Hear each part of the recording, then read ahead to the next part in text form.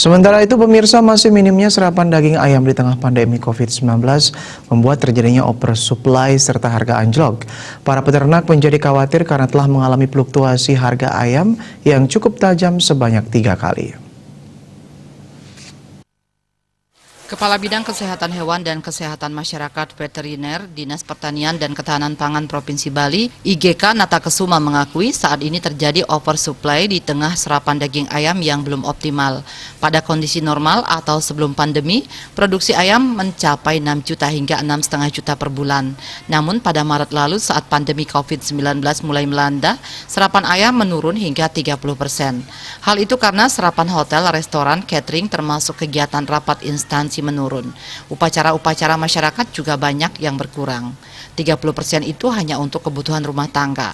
Kondisi tersebut menjadikan harga ayam jatuh ke posisi Rp7.000 hingga Rp8.000 per kilogram dan membuat peternak sempat tidak memproduksi selama 3 bulan.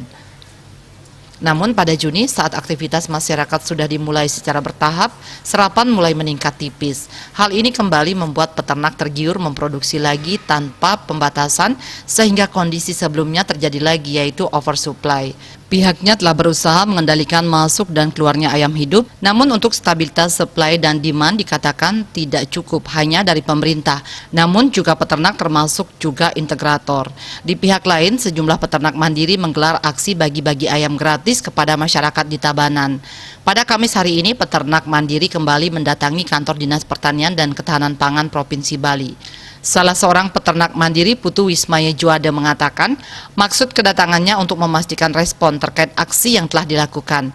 Pihaknya menginginkan adanya kesempatan duduk bersama antara pemerintah dan stakeholder lainnya dalam produksi ayam saat ini yang telah oversupply. Dia menyebutkan sudah 1 bulan belakangan ini peternak mendapatkan harga di bawah HPP atau harga pokok produksi. Dan dihitung sejak sebelum pandemi COVID-19 hingga saat ini, sudah 3 kali mengalami fluktuasi harga ayam yang cukup tajam. Untuk itu pihaknya menginginkan adanya tindak lanjut secara bersama, baik peternak mandiri, integrator atau perusahaan, pemerintah dan lainnya untuk mengurangi produksi saat ini. Widya Stuti, Bisnis Bali melaporkan.